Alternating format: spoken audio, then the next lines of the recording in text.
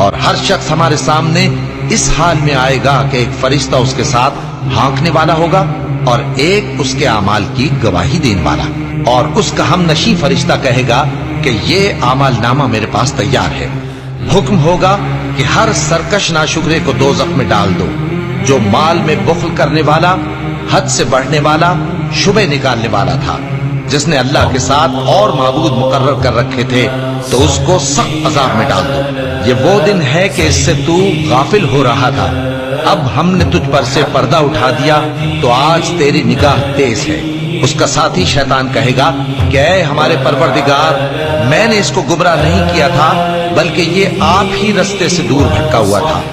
اللہ کہے گا کہ میرے حضور میں رد و قد نہ کرو، میں تمہارے پاس پہلے ہی عذاب کی وعید بھیج چکا تھا۔ میرے ہاں بات بدلہ نہیں کرتی، اور میں بندوں پر ظلم کرنے والا نہیں۔